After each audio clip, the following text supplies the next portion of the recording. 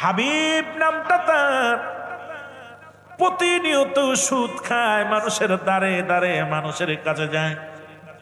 দেখা যায় এত মুনাফা অর্জন করে, এত টাকা অর্জন করে, সুদের জন্য মানুষকে নির্যাতন করে, নিপীড়িত করে।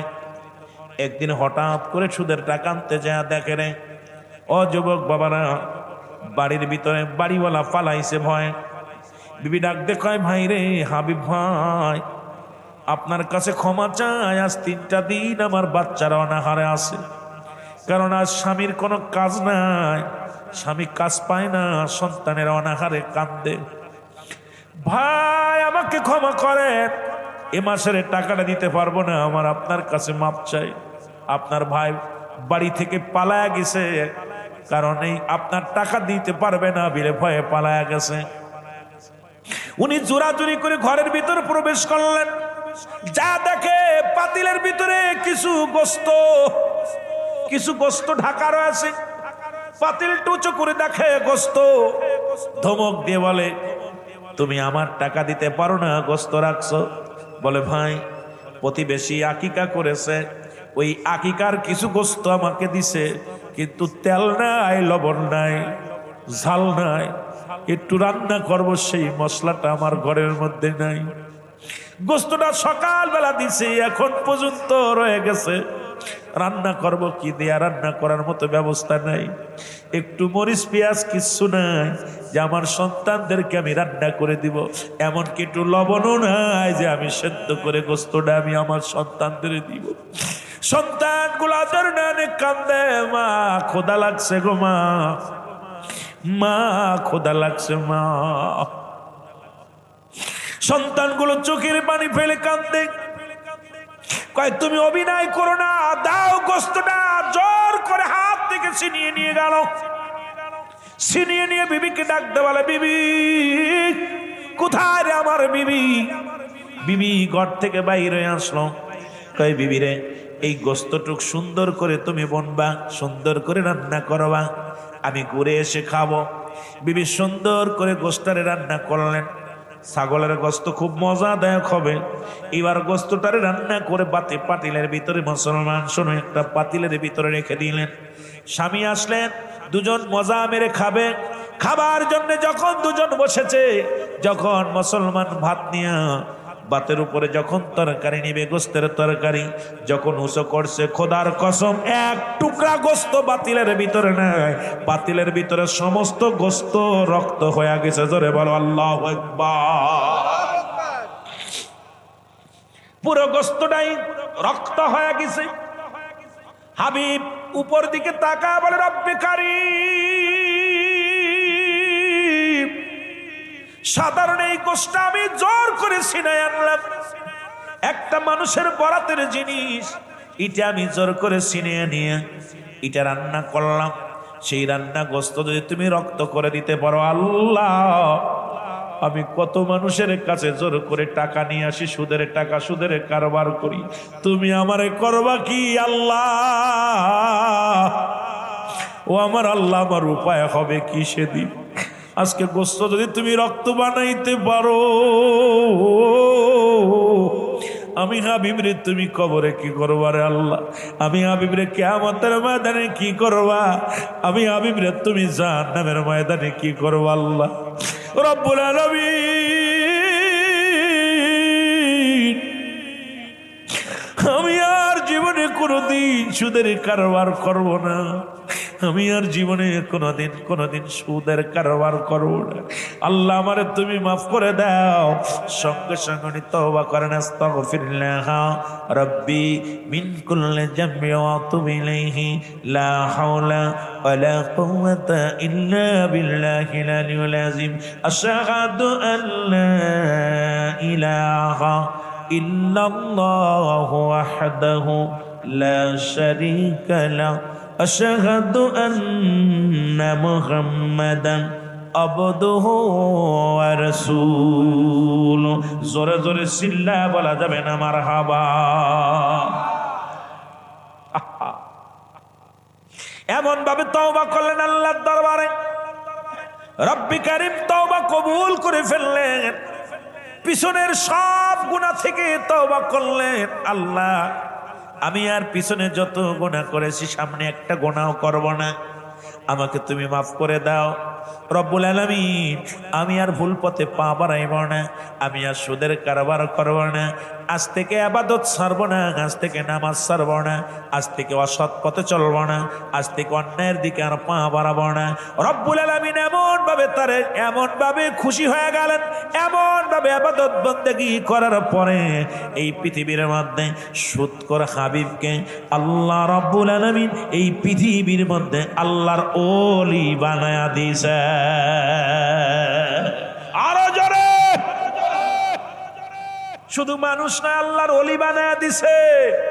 আল্লাহ বলেন আলা সাবধান, ইন্না নিশ্চয়, আলা ইন্না ওলিয়াল্লাহি, আল্লাহর তরফ থেকে যারা ওলি হয়, লা নাই খাউফুন শব্দের অর্থ হয় ওলা যদি অবস্থান করে ঘুমাদের উপরে হাজানুন, তাদের কোনো চিন্তা নাই ভাবনা নাই।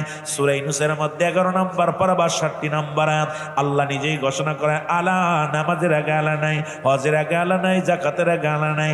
আল্লাহর মাহবুব বান্দাদের বিষয়ে বলতে যা বলে সাবধান সাবধান সাবধান, সেই জগৎ বিখ্যাত একজন আল্লাহর ওলি আমার আল্লাহ বানায়া দিল।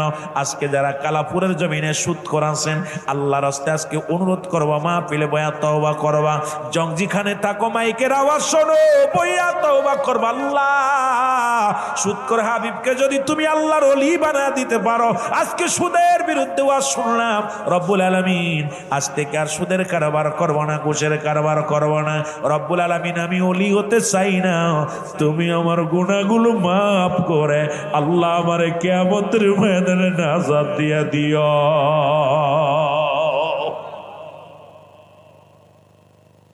আমার ভাইরা, আমার বন্ধুরা, আমার সুতরাং জীবন নয়, এমন একটা জীবন আসবে যে দেশে গেলে মানুষের বিচার হয়, যে দেশে গেলে মানুষের হিসাব হয়, যে দেশে গেলে মানুষ আর কোনোদিন ফিরে আসে না।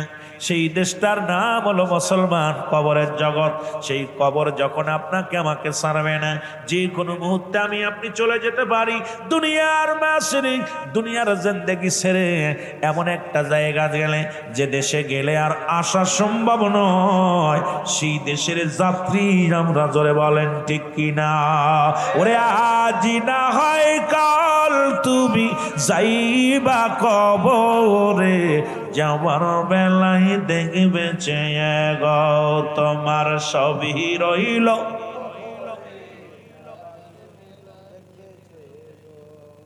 আজকে বুঝলাম কেন বলতো মানুষের মতো মানুষ হতে হবে। লেখাপড়া শিখে বড় ডিগ্রি অর্জন করে যাদের কাছে মা বাবার কোনো মূল্য নাই, এই সন্তান মানুষ, সে মানুষের মতো মানুষ হতে পারে নাই। জোরে বলেন ঠিক কিনা। ও যুবক, দিলের কান্না লাগা শোনো, লেখাপড়া শিখিয়া ডিগ্রি অর্জন করে চেয়ারের মধ্যে বইয়া লক্ষ লক্ষ টাকা ঘুষ খায়। সুদ ছাড়া চলে না, ঘুষ ছাড়া চলে না। এ হারামখোর শোন, বিদেশ থেকে ডিগ্রি আনছি, কোন ভাবে সুদ খাওয়া যায়, কোন ভাবে ঘুষ খাওয়া যায়। খোদার কসম করে বলি, যাদের ঘুষ ছাড়া, যাদের কলম চলে না, এই সমস্ত সন্তান আদি, এই সমস্ত অশিক্ষিত জানোয়ার গুলো মানুষ হতে পারে নাই, এরাও অমানুষ। জোরে বলেন ঠিক কিনা। এরে আমার বাসায় আমি বলি জানোয়ার, খিঞ্জিরের চাইতেও খারাপ, ঘুষখোর সুদখোর। আমার ছেলে নিয়ে গর্ব করে, আমার ছেলে বড় অফিসার। এই ঘুষখোরের বাপ, এই সুদখোরের বাপ, গর্ব করো ওই সন্তানকে নিয়ে যে সন্তান ধান চালায় খায়, সারাদিন পরে হালাল রুজি উপার্জন করে। গর্ব করো এই সন্তানকে নিয়ে যে হারাম জিনিস বক্ষণ করে না। গর্ব করো এই সন্তানকে নিয়ে যে সন্তান দুনিয়ার মধ্যে আমার রব্বে কারিমের গোলাম, আমার নবীর প্রেমিক, দুনিয়ার মধ্যে হারাম উপার্জন করে না। ওরে মুসলমান পান্তা ভাত খায়, না খায় জীবন যাপন করে, তবু কোনোদিন মাথা নত করে নাই হারামের কাছে, হারামের কাছে সুদ ঘুষ কিনি কবনে জীবন চলে যাবে, কোনোদিন হারাম বক্ষণ করবে না। একে নিয়ে গর্ব করো, তাহলে আমার আল্লাহ খুশি হবে। এখন গর্ব করে বাজারে যে আমার বড় ছেলে বড় অফিসার, কয় বেতন কত, কয় বেতন ৮৫,০০০। তার বাসা ভাড়া হলো 3 লক্ষ, মেয়ের পাশে খরচ করে 2 লক্ষ, ছেলের পাশে খরচ করে 1 লক্ষ, আমারে প্রতি মাসে দেয় 50,000। আরে হারাম খোরের বাচ্চা পাইলো কোথায় এত টাকা? ও যে এত 80,000 টাকার বেতনে চাকরি করিয়া তোর বাসা ভাড়া দিল কেমনে? তোর মেয়ের পাশে 1 লাখ, তোর ছেলের পাশে 1 লাখ, যে দেশে পিয়নের 5টা বাড়ি হয়, যে দেশে মন্ত্রণালয়ের পিয়নের 5টা বাড়ি হয়, এই দেশে ওয়াজ করবো কিরে যুবক? এই সুদখোর আর ঘুষখোরে দেশটা কিসে ভরে? যে দেশে একজন সরকারি কর্মকর্তা পিয়নের বাড়ি হয় 5টা, পিয়ন বাড়িতে গাড়িতে চলে, বিমানে আসা যাওয়া করে। মুসলমান শুনে নাও, আমার দেশের মন্ত্রীদের পিএস এখন বিমানে আসা যাওয়া করে। তার মানে আর বুঝতে বাকি নাই এত পরিমাণ সুদ ঘুষের কারবার চলে এই দেশে। সুদখোর আর ঘুষখোর বাদ দিলে ইমানদার মানুষের খুব অভাব। জোরে বলেন ঠিক কিনা? 2 বন্ধু, 1 বন্ধু মাদ্রাসায় লেখাপড়া করে আল্লাহর দ্বীনের পথে আসছে, আর 1 বন্ধু লেখাপড়া করে অফিসার হয়েছে। রমজান মাসে মাত্র 10,000 টাকা বেতন ইমাম সাহেবের। বাড়ি আসিয়া বিবিরে ডাক দে, কয় বিবিরে 10,000 টাকা বেতন আমার। বিবিরে এই নাও টাকাগুলো। বিবি ডাক দে, কয় স্বামীরে চাউলের জন্য 3,000, ডাউলের জন্য 1,000, তেলের জন্য 1,000, সবজির জন্য 1,000, সমান সমান খরচ হয়ে যায়। রয়েছে অবশিষ্ট আছে 1,000 টাকা। বিবিরে, ও বিবি একটা কাজ করো। বিবি ডাক দে, কয় স্বামীরে একটা কাজ করো, বাজারে যাও, বাজারে যে তোমার জন্য একটা লুঙ্গি কেন, তোমার জন্য একটা পাঞ্জাবি কেন, ছেলের জন্য যদি পারো একটা পাঞ্জাবি এনে দিও, মেয়ের জন্য পারলে একটা কাপড় এনো, আমার জন্য লাগবে না। কারণ এমন আদর্শবান বিবি দুনিয়ার মধ্যে 5টা গুণের গুণান্বিত নারীর মধ্যে যে পড়েছে। বাবারা আমার শুনে নাও, শুনে নাও। এবার বন্ধু বাজারে গেলেন, বাজার থেকে কিছু সেমাই কিনছে। মুসলমান ঈদের বাজারটা করে আসে, হঠাৎ করে চাকরি বন্ধ, সে অফিসারের সঙ্গে দেখা। অফিসারকে দেখেই ও মুসলমান আলেম হুজুর ডাক দে, বলে আসসালামু আলাইকুম দোস্ত, ভালো আসনি? দোস্ত কয় তুই কে রে, তোরে তো চিনলাম না।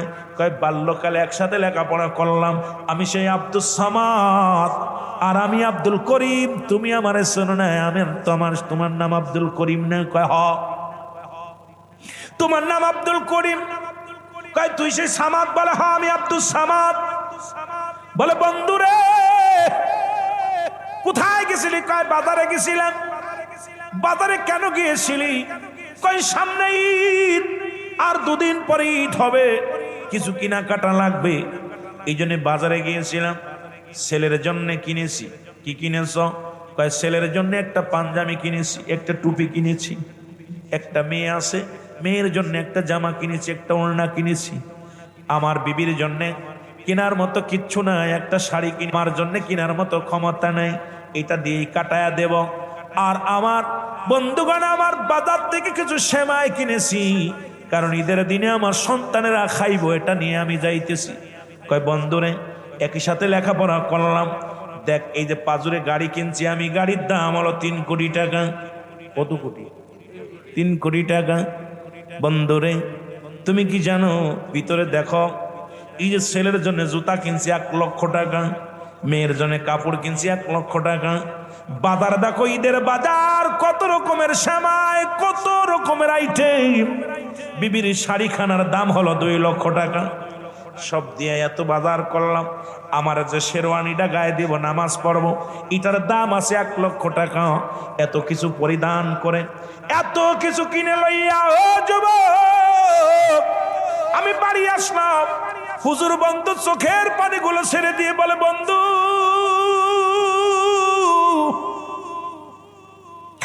আমি মসজিদে ইমামতি করি, মাস শেষে যেটুকু পাই রব্ব কারীমের দরবারে শুকরিয়া আদায় করি, ভালোই চলে যায়।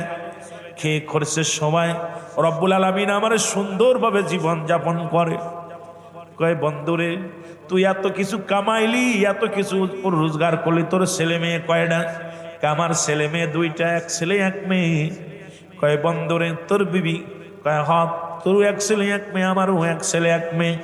কয় আব্দুর রহমান, ও মুসলমান শোন, আব্দুল সামাদ, আব্দুল করিম, শুনে নাও, ও বোঝন মুসলমান, শুনে নাও করিম রে, শুনে রাখো, এই যে এত টাকা দিয়ে গাড়ি কিনছো, জমি এই তো কিছু করছো, বাড়ি করছো, বিশাল বাড়ি করছো, খোদার কসম করে বলি এই পৃথিবীর ছেলেও তোমার নয়, মেয়েও তোমার নয়, বিবিও তোমার নয়, পৃথিবীর কেউ তোমার নয়। তোমার পৃথিবীর মধ্যে তোমাকে ভালোবাসে না, তোমার সম্পদকে তারা ভালোবাসে, পৃথিবীর মধ্যে তোমার প্রতি তাদের ভালোবাসা নাই। জোরে বলেন ঠিক কিনা? আব্দুল সামাদ বলে, বন্ধু আব্দুল করিম, পৃথিবীর কেউ তোমার নয়। কই কি বলো? আমি বাড়ি যত বন্ত না যায়, আমার বিবি একদিনও ভাত খায় না, আমার মেয়ে আমার জন্য পাগল, আমার ছেলে আমার জন্য পাগল, ছেলে আমার আব্বু আব্বু বলে এক বেলা না দেখলে পাগল হয়ে যায়, মেয়ে আমার এক বেলা না দেখলে পাগল হয়ে যায়। আব্দুল সামাদ ডাক দেখ, আব্দুল করিম রে, শোন শোন, এই দুনিয়ার মধ্যে ছেলেও তোমার নয়, মেয়ের তোমার নয়, বিবিও তোমার নয়। যদি বিশ্বাস না করো তাহলে আমার বাড়িতে চলো, আমার সব কিছু আমার দেখবা। মুসলমান এইবার বন্ধু গাড়ি রেখে গরিব বন্ধুর আব্দুল সামাদের বাড়ির দিকে রওনা দিলেন। বাড়ি যা যখন বাড়িতে গেছে, ছেলেটার বাড়ি আসলেন, ভিতর থেকে সালাম দা, আসসালামু আলাইকুম আব্বু। ছেলেকে আব্দুর রাব মুসলমান, আব্দুল সামাদ ডাক দে, কয় বাজান এটা তোমার আঙ্কেল হয়, আসসালামু আলাইকুম আঙ্কেল। কদম মসি করলেন, পায়ের মধ্যে মুসলমান পায়ের মধ্যে হাত দিয়ে সালাম করলেন, মাথায় হাত বোলাইয়া দিলেন, কয় আব্বু গো এই নাও। এইবার আব্দুল সামাদ পাঞ্জাবিটা হাতের মধ্যে দিয়ে কয় বাবা এই নাও তোমার জন্য পাঞ্জাবি আনছি। ছেলেটা হাতের মধ্যে নিয়ে আলহামদুলিল্লাহ বলে ডাক দে, বলে আব্বু এত সুন্দর কাপড় আনছো, এত সুন্দর টুপি আনছো, বাবা গো তোমার জন্য কি আনছো? আমার আব্বা জান আপনার জন্য কি আনছেন? বাবাই বলে, আব্দুল সামাদ ডাকতে বলে, বাবা রে আমি আনছি তোমার জন্য, তুমি রাখো এটা। আব্দুল করিম তাকায় দেখে ছেলের আদর্শ, ছেলের ভালোবাসা। মেয়ে আসে, সালাম দা, আসসালামু আলাইকুম আব্বু। ওয়ালাইকুম আসসালাম। ডাকতে বলে আব্বু, আব্বু আপনি ভালো আছেন? বলে জি মা। এবার মা রে তোমার জন্য কাপড় আনছি। কাপড়টা হাতে নিয়ে বলে আলহামদুলিল্লাহ। মুসলমান শুকরিয়া আদায় করেছেন। এবার মুসলমান ডাক দে বলে, আব্দুল সামাদ বলে বাবা ও মা এটা তোমার আঙ্কেল হয়, আমার বন্ধু। পায়ের মধ্যে হাত দিয়ে সালাম দিয়ে বলে আসসালামু আলাইকুম আঙ্কেল, ভালো আছেন? মুসলমান কাপড়টা পায়, কাব্বু এত সুন্দর কাপড় আনছো, যা অত্র এলাকার মধ্যে এত দামি কাপড় মনে হয় কেউ আনে নাই। আমার আব্বু আমার জন্য আছে, আমার আব্বু। আব্বু গো আমার জন্য আছেন, আপনি কি আপনার জন্য পোশাক কিনেছেন? জোরে জোরে চিল্লায়া বলা যাবে না মারহাবা। আব্দুল সামাদ ডাকতে বলে মামনি তোমারটা তুমি নাও। বিবির কাছে গেলেন, বিবি আসসালামু আলাইকুম। ওয়ালাইকুম আসসালাম। ও আমার স্বামী আপনি আসছেন? কয় আসছি। দূর থেকে আব্দুল করিম তাকায় তাকায় দেখে বিবির ভালোবাসা, স্বামীর পায়ের হাত দিয়ে সালাম করলেন। বিবি আমার সালাম করে আসসালামু আলাইকুম। স্বামী রে আপনি আইছেন, আমি খুশি। কয় তোমার জন্য কাপড় আনছি। কয় স্বামী রে আমার জন্য কাপড়ের প্রয়োজন ছিল না, কি দরকার ছিল আমার জন্য কাপড় আনার? আপনার তো পাঞ্জাবিটা ছিঁড়ে গেছে, আপনার তো একজোড়া স্যান্ডেল নাই, আপনার তো কি নাই, আপনার তো জামা নাই, আপনার একটা লুঙ্গির দরকার। এ আমার স্বামী এতগুলো আপনি আপনার নিজের জন্য কি আনছেন আগে বলেন? কেমন বিবি, কেমন বিবি? বিবি ডাকতে বলে স্বামী আপনার জন্য আপনার পোশাক কই? আগামী দিন তো পুরো ঈদের ময়দানে যাবেন, আপনার টুপি কই, আপনার পাঞ্জাবি কই, আপনার পোশাক কই? স্বামী কয় বিবিরে আছে।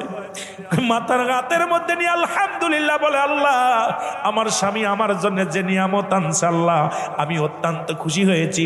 আল্লাহ তুমি আমার স্বামীর হায়াতের মধ্যে বরকত দান করে দিও। জোরে জোরে চিল্লায়া বলা যাবে না মারহাবা। এবার মুসলমান সবকিছু দেখা পর বাড়ির ভিতরে খাওয়া দাওয়া করলেন। কয় বন্ধুরে তুমি আমার বাড়িতে দেখলে, এবার চলো তোমার বাড়িতে যাই। যখন চলে গেলেন, ও যুবক, যখন আব্দুল করিমের বাড়িতে গেলেন, যে গাড়িটা হরেন দিলেন, দেওয়া পর হরেন দেওয়া পর বাড়ির ভিতর থেকে ছেলে আসে। কয় ড্যাডি আইসনি? কয় হ। কি আনছো? তোমার জন্য শু আনছি 1 লাখ।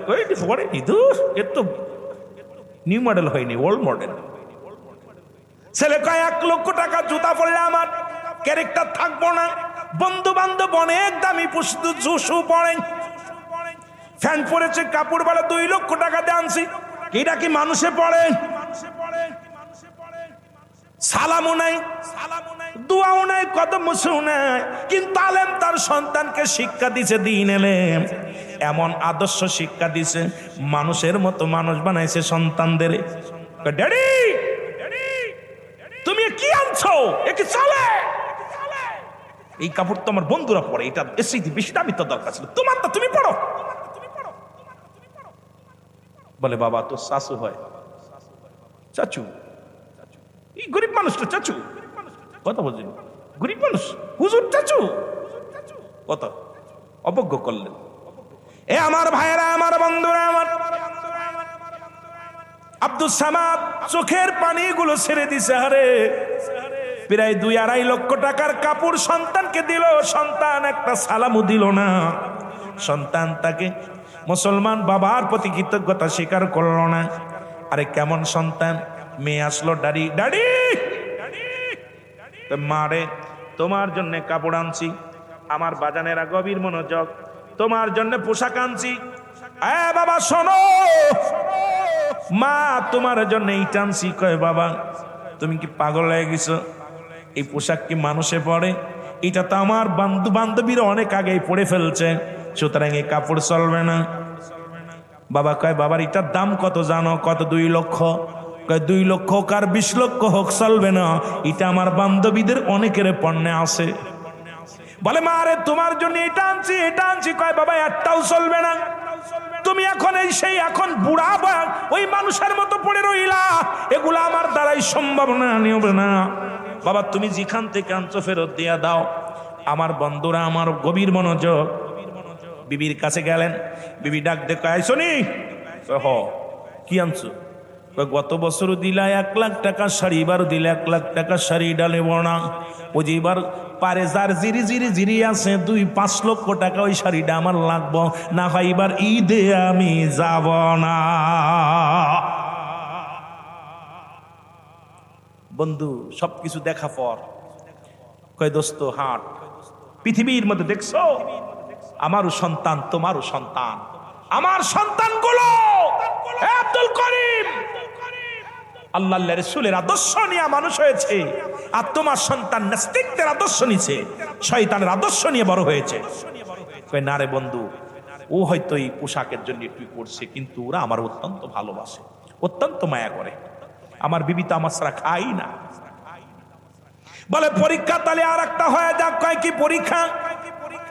বলে পরীক্ষা হলো, তোমাকে একটা অনুরোধ করবো, তুমি মরার অভিনয় করবা, তোমার লাশটা নিয়ে আমি বাড়ি যাব, বলবো পৃথিবীর মধ্যে বিষাক্ত সাপে তারে দংশন করেছে, যদি ওরা তার মুখ দিয়ে বিষটা উঠায় নিতে পারে মনে করব তোমাকে ভালোবাসে। আর যদি তোমার জন্য কেউ মরতে না চায় তাহলে মনে করবা দুনিয়ার পাগল, ওরা দুনিয়ার পাগল। বাল হওয়া খেলাফ, এই দুনিয়াটা হলো পচা দুর্গন্ধ মরি, মানুষের চরিত্র হলো কুকুরের চরিত্র। কারণ কুকুর যেমন মরি পাইলে খুশি হয়, আর মুসলমান দুনিয়ার সম্পদ পাইলে খুশি হয়। সুতরাং আমি বলবো তোমার সন্তানেরা তোমার জন্য পাগল নয়, দুনিয়ার সম্পদের জন্য পাগল। যে কথা সেই কাজ।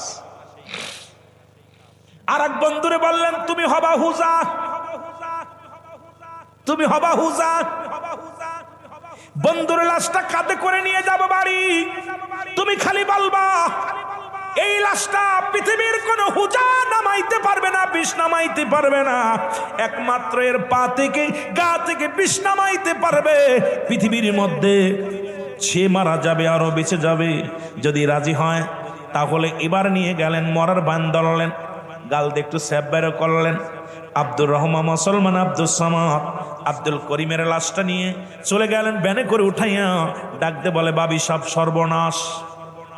কি হয়েছে? সর্বনাশ, ভাই সাপরে তো সাপে কামড়াইছে।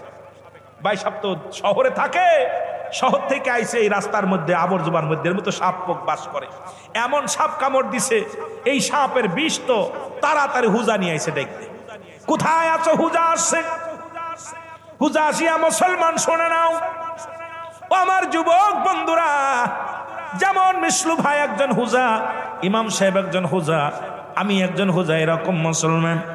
কবিরাজ যারে বলা হয় আনাপার ডাকতে বলে আব্দুস সামাদ, হুজা সাহেব তাড়াতাড়ি বিষটা নামায় আনেন, আমার এই ছোট্টবেলার বন্ধু যদি মারা যায় আমি কারে বন্ধু বলবো রে? এই ছোট্টবেলার বন্ধু যদি দুনিয়ার মধ্যে অসুস্থ হয়ে যায় আমি কারে বন্ধু বলবো?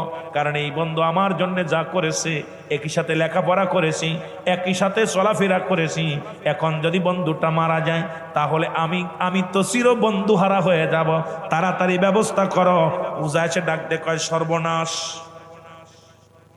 ডাকতে বলে সর্বনাশ, এ কেমন সাপে কামড় দিছে, পৃথিবীর কোন হুজায়ের বিষ নামাইতে পারবে না, কারণ এই বিষটা যে ব্যক্তি টেনে উঠাইবে মুখ দিয়া সে মারা যাবে আর মুসলমান উনি বেঁচে যাবে।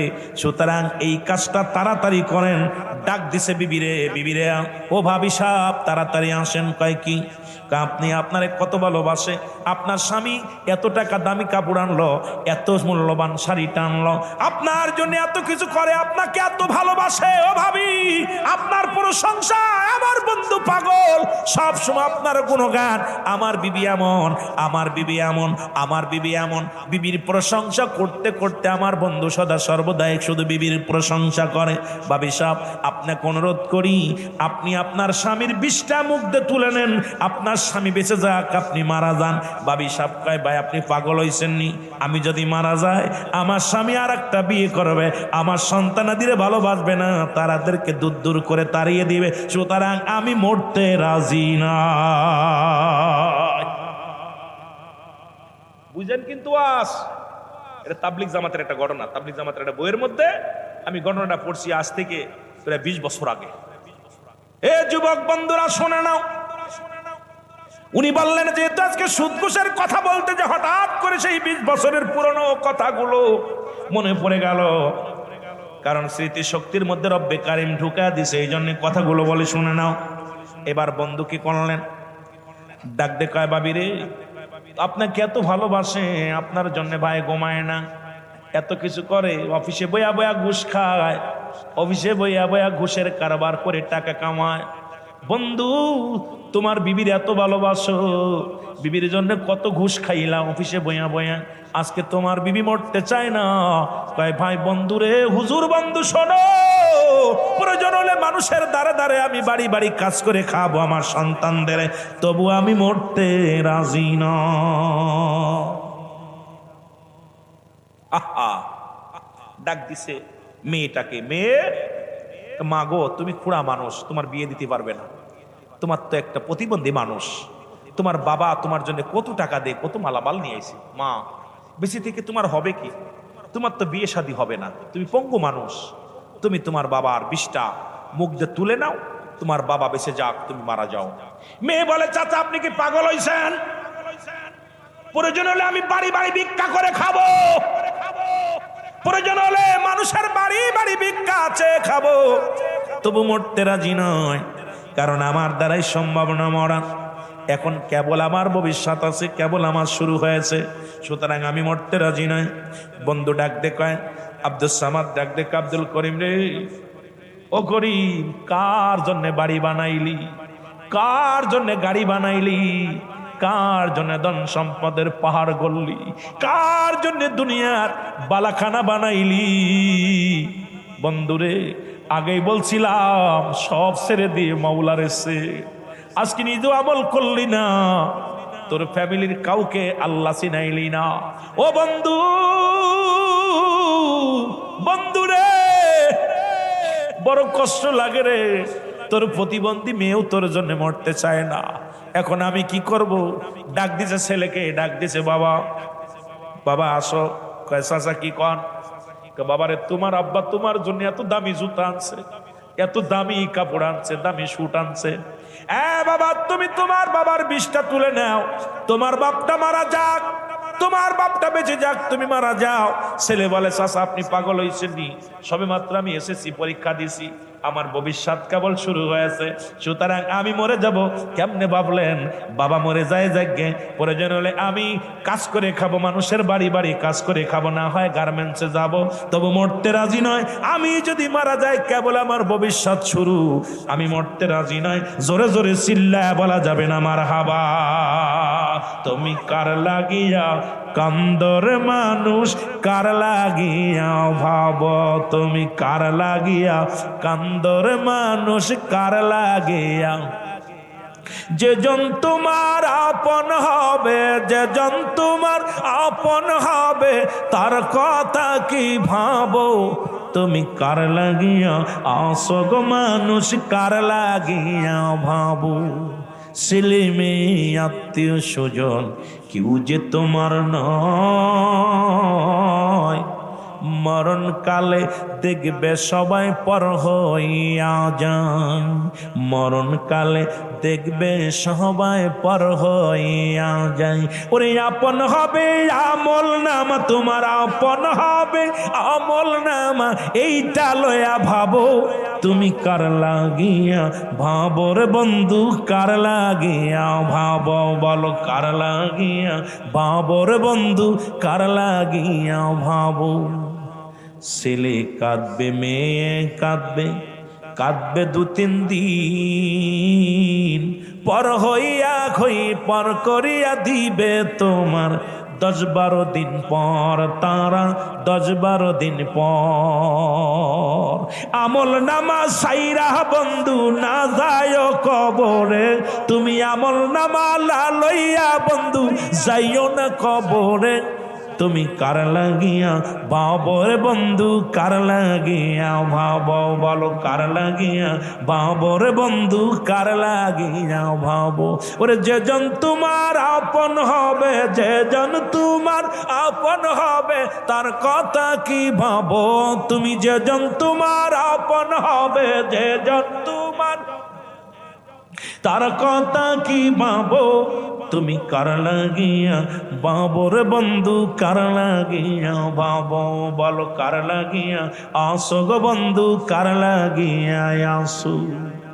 নিত্য নতুন জামানাতে, নিত্য নতুন জামানাতে পাপের কারখানা, সুদ ঘুষে ভরিয়া গেছে সোনার বাংলা, সুদ ঘুষে ভরিয়া গেছে সোনার বাংলা। এই কবর দেশের যাত্রী তুমি একবার চিন্তা করো, আর কবর দেশের যাত্রী তুমি একবার চিন্তা করো, তুমি কার লাগিয়া বাবর বন্ধু, কার লাগিয়া বাবা, বলো কার লাগিয়া আসর বন্ধু, কার লাগিয়া আসো। আর যে জন তোমার আপন হবে, যে জন তোমার আপন হবে, তার কথা কি ভাবো, আয় হায় যে জন তোমার আপন হবে, আর যে জন তোমার আপন হবে, তার কথা কি ভাবো, তুমি কার লাগিয়া আসর বন্ধু, কার লাগিয়া আসো। জোরে জোরে চিল্লায় বলা যাবে না মারহাবা।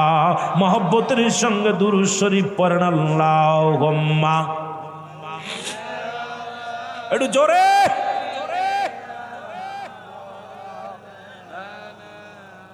ওয়ালা আলি সাইয়্যিদিনা, এ দুনিয়ার মুসলমান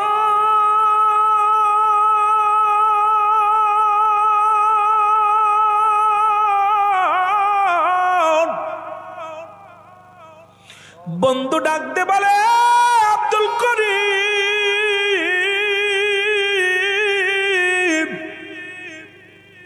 তোমার জন্য বিবি মরতে রাজি নয়, তোমার জন্য তোমার ছেলে মরতে রাজি নয়, তোমার জন্য তোমার প্রতিবন্ধী মেয়ে মরতে রাজি নয়।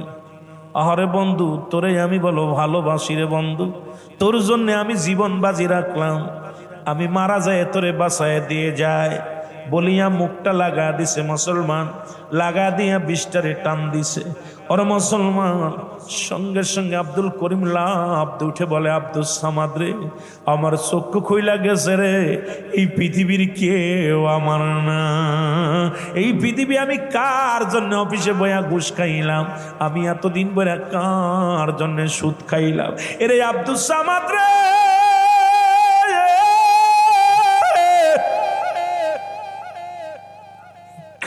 ওই ছেলের জন্য তো আমি পোশাক কিনবো বলে রে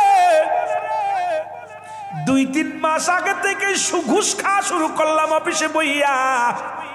এরে ঘুষখোরের বাচ্চারা শোন, সুদখোরের বাচ্চারা শোন, সরকার এত টাকা বেতন দেয়, তারপরও তোদের সুদ বন্ধ হলো না, ঘুষ বন্ধ হলো না। 10 টাকা 20 টাকা চাঁদা উঠায় খাস, হারাম খাস, বাপ মারে হারাম খাস, নিজের ফ্যামিলিরে হারাম খাস, মনে করছি এটা বুঝি হালাল না রে বাজার, না হালাল। এই যে ঘুষ ছাড়া দো মুসলমান শোনো, এ ঘুষখোরের জাতিরা শোন, ঘুষখোরের জাতিরা শোন, হারামখোরের জাতিরা শোন, এই পৃথিবীর মধ্যে শুনে নাও, শুনে নাও, শুনে নাও। আর এই যে দুনিয়ার মধ্যে নিজেও হারাম খাইলা, সন্তানদের হারাম খাওয়াইলা, নিজের মা বাবারে হারাম খাওয়াইলা, বিবিরে হারাম খাওয়াইলা, ওই হারাম খোরের জন্মের তা হালাল খোর হতে পারে না। উড়াও হারাম খোর, জোরে জোরে চিল্লায় বলো ঠিক কিনা। ও যুবক, দিলের কান্ডা লাগা শোন, বন্ধু ডাক দে বলে, বিবি রে, তোর জন্য কত কি করলাম, আমার জন্য মরতে রাজি। আরে স্বামী আপনি, আমি তো মরতাম, আপনার পরীক্ষা করলাম দাদা রে। মেয়ে কয়, আব্বা জান আপনি মরেন নাই, ছেলে আব্বা মরেন নাই। কয়, ওর বন্ধু শোন, আজ থেকে আর ঘুষ নাই, আজ থেকে আর সুদ নাই, আজ থেকে এই বাড়ি ঘর সব আমি মানুষকে দান করে দিব, আজ থেকে আমি আল্লাহর পাগল হয়ে যাব রে। আরে আমার কবরের সাথে আমার ছেলে হবে না, আমার মিজানের সাথে আমার মেয়ে হবে না, আমার ওই বিপদের সাথে আমার বিবি হবে না।